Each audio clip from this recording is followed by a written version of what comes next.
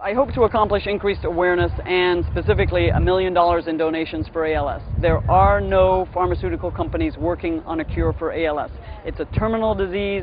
Once you are diagnosed with it, you will die in 3 to 5 years.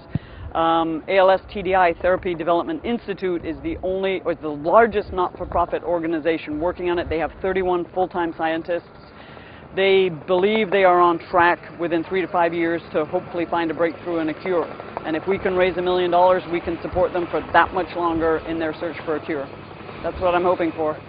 The departure date right now is either the 3rd, 4th, or 5th of December this year, based on whether we have to get the permits for all the other countries, but we can vary our departure date based on the weather coming across the U.S. So very first week of December, we'll be back December 11th.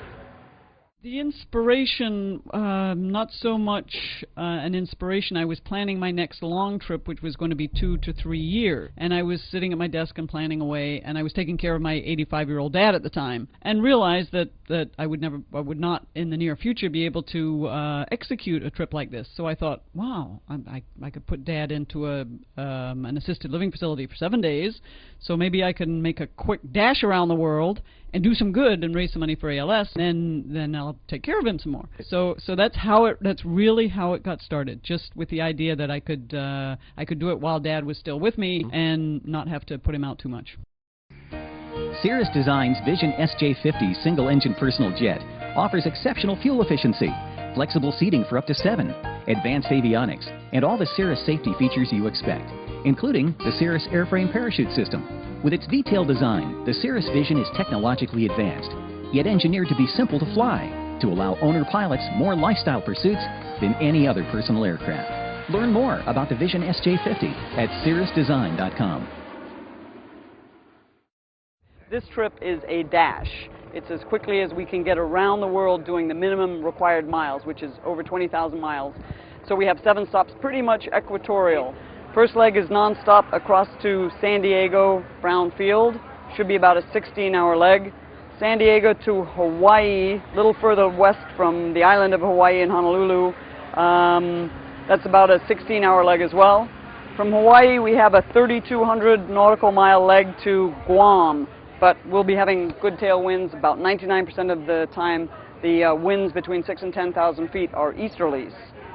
Leaving Guam, we fly across the Philippines, Vietnam, and Laos to Thailand. I'll be met by friends in Thailand, so that should be a relatively easy stop. Thailand, across Burma, Myanmar, across India to Oman, Salalah, Oman. I've had a couple of pilots stop through there this year on their trips. Very quick and easy stop. Leaving Oman, across Yemen, across Central Africa to Libreville, Gabon. Quick stop there. And then a relatively short 13-hour flight to Cape Verde, the most western part of Africa.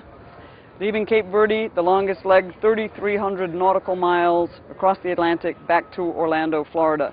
Usually the winds are easterly here, but sometimes you get a low in the south here the low would give us headwinds. If that happens, we'll dip down, we'll gas up in the Caribbean, and then head up to Orlando to finish the flight. I think many aviators give back to the aviation community. I do angel flights back in Florida, and many of my neighbors do angel flights.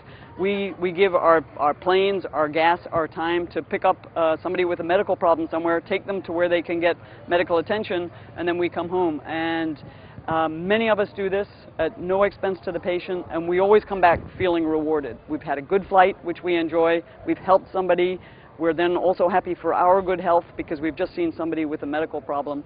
And so many pilots already give back. Young Eagles, many of us fly Young Eagles 1 Saturday a month or 1 Saturday every 3 months, something like that. And that's a way of giving back to the youth and encouraging kids to get into aviation. And then I also do Civil Air Patrol and teach cadets.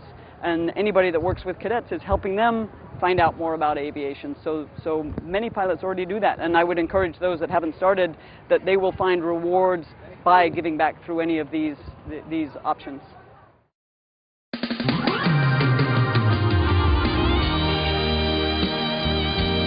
From the mountains to the prairies,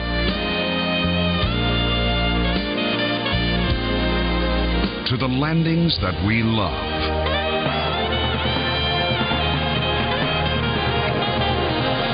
Garmin SVT, synthetic vision technology.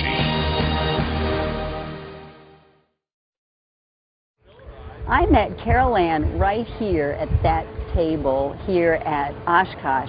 It was 2004, and she had just completed her 2003 round the world trip, which I had gotten wind of in 2003 because of media like you or websites or whatever. And I had emailed her back and forth that this is so exciting because I have a Mooney 201 as well. And so when she came back and we got to actually meet here, we've always kept in touch, and as we met here in 2004 and talked, we realized we had so many things in common. We had some grief in common. We had our airplanes in common. We have a common name. We have a common love of aviation and flying, and so consequently a friendship just really developed over the years. Well, quite frankly, the ALS connection for me only recently came. I have a cousin that about 4 or 5 years ago started developing essentially symptoms of ALS, although it just wasn't diagnosed until about 1.5 years, 2 years ago that it was actually ALS. And it was shortly around that time that CarolAnn contacted me about doing this trip.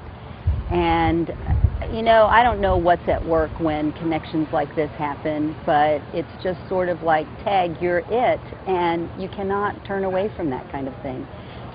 So in addition to, you know, hopefully helping people that come along like my cousin, it just would be so wonderful to play a little bit of a part to kind of eradicate that pain and suffering. Oh, I'm certainly hoping that we certainly make our monetary goal, and that of the $1 million for ALS, and I'm just hoping that there are not anybody to have this horrible disease again, along with, I want to see some more Moonies traveling all sorts of great places as well. All the money raised, including donations that come towards this flight, because CarolAnn and I are paying for this flight ourselves, all go to ALS research.